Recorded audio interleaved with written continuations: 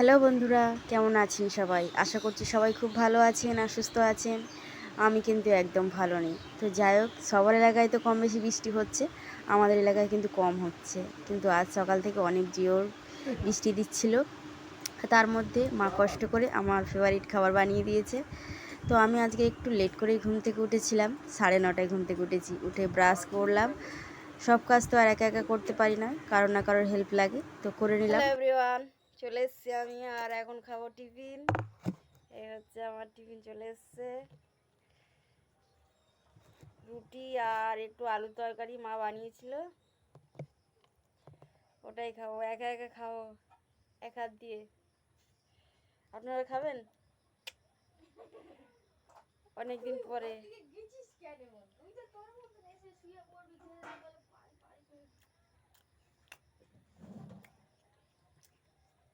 আমার মা যে তরকারি করবে তাতে বেশি নুন দিয়ে দেয়, তো ওই তরকারিটা তো কম নুন আছে। কাল রাতে সয়াবিনের তরকারি করেছিল, এত নুন দিয়েছে খেতে পাচ্ছি না।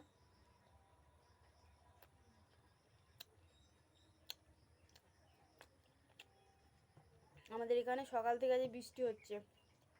আমি উঠেছি আজকে 9:30টার সময়, ঘুম থেকে উঠেছি, উঠে বসেছিলাম। মা বাবা সবাই সবার কাজে চলে গেল।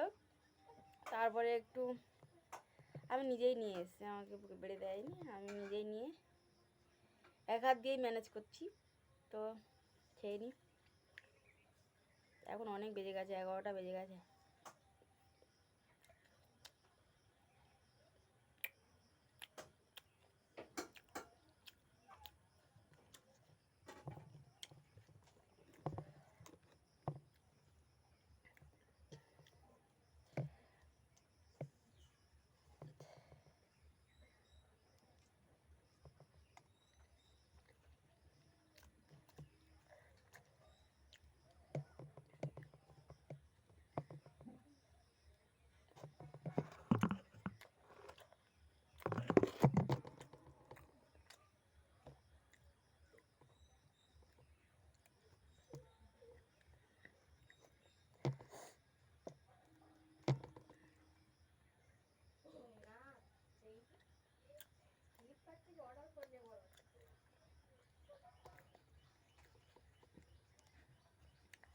আমার মা রুটিগুলো খুব ভালো বানায়, তো একা একাই খাচ্ছি, আপনাদের সাথে শেয়ার করছি, আপনাদেরকে দিতে পারছি না।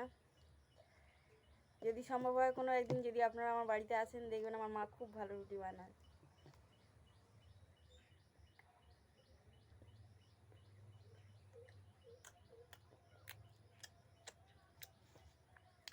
আমি এত ভালো রুটি বানাতে পারি না, তবে পারি।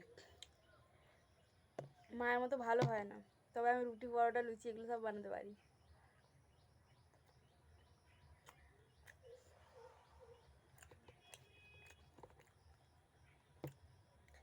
রুটিটা খেয়ে নেবো, নিয়ে একটু টিভিতে গান শুনবো। ভাল লাগে না, সারাদিন বসে বসে আমি বোর হয়ে যাচ্ছি।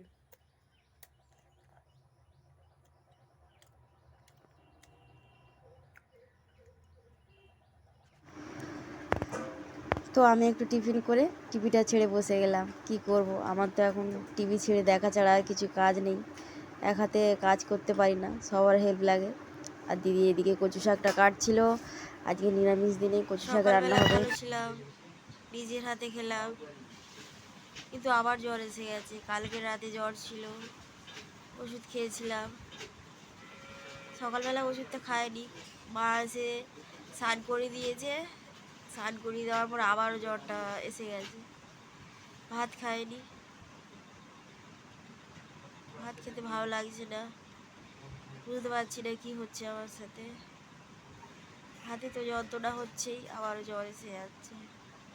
কালকে রাতে কত জ্বর ছিল, সকালবেলা ভালো হয়ে গেছি, নিজের হাতে খেলাম, তো আবারও জ্বর আসছে। বুঝতে পারছি না কি হচ্ছে আমার সাথে। খুব ঠান্ডাও লেগে গেছে।